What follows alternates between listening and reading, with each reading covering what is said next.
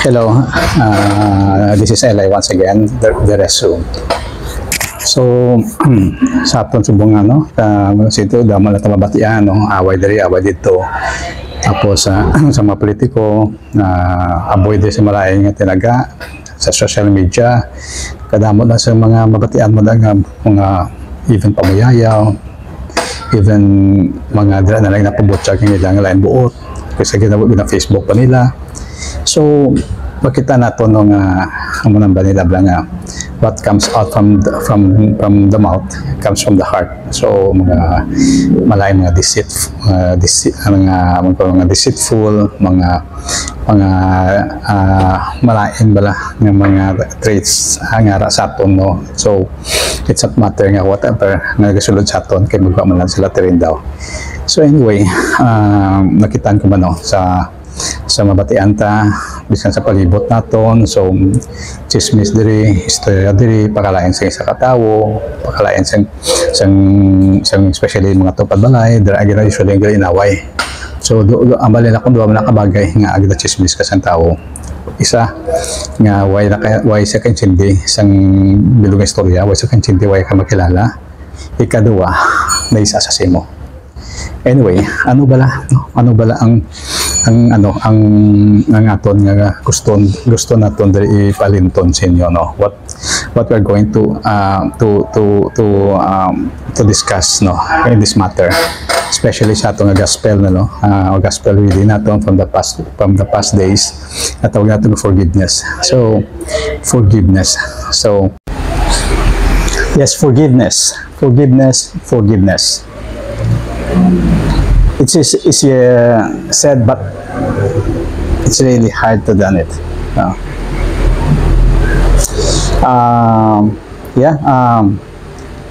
When you say forgiveness, so kadamo gina-emphasize ka na biskan sa Our Father naton nga forgive us our sins as we forgive those who sins against us. So kita man, no, hindi man kita mapatawad kundi kita kabalo mapatawad. Ang mga terming golden rule, di ba? So, what you do to the least of your brethren, you do it for me. So, paano ka papasensya sa Ginoo kung ikaw mismo hindi ka kabalang mapasensya?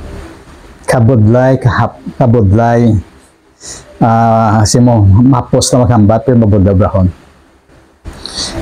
This is, managambak ko lang, it is easier said, but it's really hard to done. So, ang forgiveness, kung ang tao natin, kadamo, isang factor, no, na dapat natin i-consider. Kita as a human, sometimes mabudlay sa atong magpasensya. Especially, agrabyado ka, ikaw na ginabuso, masakit na pag-abuso, almost, kung pwede lang mag-revenge ka, kung pwede lang makapatay ka tao, himuon mo. But, ang Ginoo hindi Ang Ginoo hindi. Kabudlay, no? Kabudlay tuod kung paano natin nabrahon nila. Di kita makahugot, di kita makuha sinasang lakas. So, next time si disciple ang bala, nag-ask sila kay Jesus, how many times do we forgive? 70 times, 7 times. So, it means nga, wala siyang katapusan. Wala katapusan. As long as pasensya sa imo, as long nakasala ka, you have to ask forgiveness. Forgive para ihatag. Para ihatag ang pagpasensya mo, para ihatag mo ang pagpasensya mo, para ihatag mo ang pagpangayapasensya. So, ang pagpasensya, kadamo agad, no, nga kung kita lang, kung nalina sa aton, hindi natin kaya na. So, we ask the Holy Spirit to empower us, to give us strength, to give us wisdom, to give us understanding, because without the intervention of the Holy Spirit, sometimes ang fears naton, sometimes ang pride naton, budlay naton i-address. But with the help of the Holy Spirit, with the help of God being the way, the truth, and to give us life for that forgiveness, we can make things possible. Wala sa imposible. Gani, kumabugat mga sa aton kung paano ito magpapatawad. Just pray to the Lord. The Lord will put everything in place. Kung hindi subong, maybe tomorrow, maybe in God's time. Kasi sometimes, hindi man urada, no? Kung may sentimento ang naigo, may emotion ang naigo, basi pagkanto mo to, basi malain pa magagyan mo, malain pa matabo sa imo. So gani kung kita nakasala, so pray to the Lord first, ask for forgiveness to the Lord, and ask the Lord to help you to ask forgiveness kung sino man daan naimuan mo sa sala. And kung ikaw man na-agrabyado, ask the Lord to give you patience, to give you humbleness, to accept forgiveness of your foes, forgiveness of those who hurt you. So, ang pagpasensya kung ang taon natin, ang pagpatawad, do mahaw asin sa aton nga do after makapatawad ka, feeling mo do ka magaan, feeling mo do sa na cloud nine ka, feeling mo na-refresh ka, feeling mo nga hindi mo ma-explain nga feelings, no? Especially kung ang imo nga nakahalitan mga malapit sa imo, friends mo, best friends mo, imo nga pamilya malapit sa imo, even imo nga utod, imo nga kabataan, imo nga siguro imo nga bana, imo nga asawa, or even everything no nga malapit sa imo, may relationship sa imo, mabudlayin na magpatawad. So kung di kita magpatawad, nahugot kita, nahugot kita. So hugot mga nahugot nga ito tigipusoon. So gatay sa tumalatian. Ang kung pagpatawad ka, may peace of mind ka, nahuas ka, bala na si Lord. Bala na si Lord, Lord, ikaw na bala. I surrender to everything. I forgive him, I forgive her, and forgive him and forgive her. Give us peace so that magiging healthy life mo. Hindi lang life mo in earth, but in your spiritual life.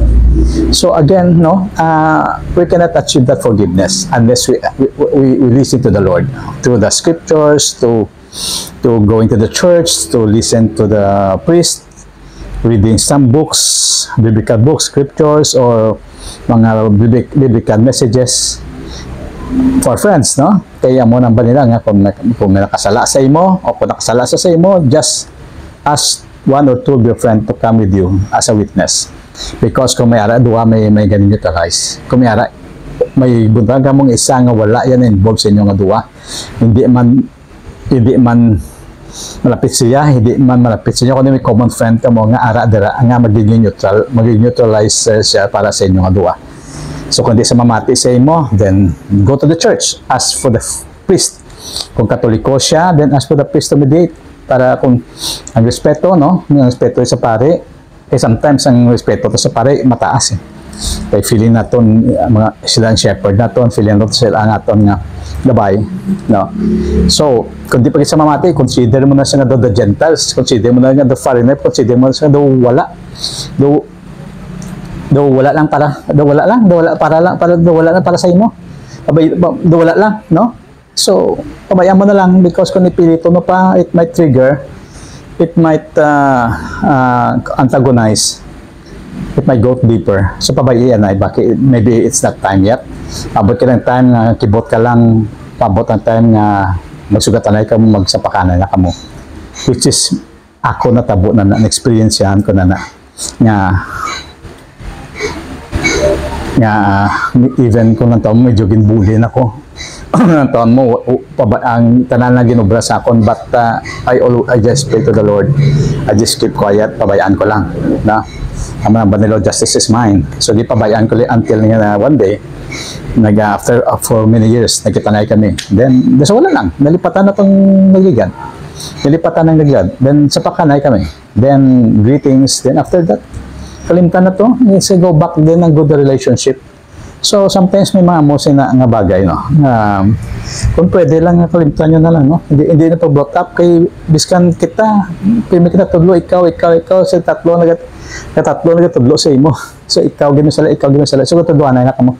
So, kung pilito na to, sometimes hindi kita maka-arrive sa sakto nga argumento, sakto nga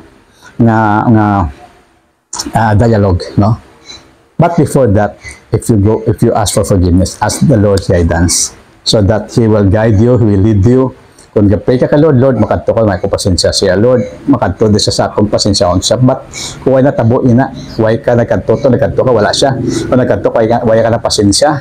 It's okay. Importante you can show mo to us forgiveness. Because the Lord will bless you, the Lord will lead, will give time for that. No? Matay lang ng ginosan simpo para sa nada. Anyway, just ask the Lord for strength and empowerment to the Holy Spirit so that you can forgive pinakamabudlay ng ipatapasensya. Again, this is Eli. Next naman, no? Punong taon na forgiveness, kada mo gusto natin topic ko sini. This is Eli from the Room. To God be the glory. God bless.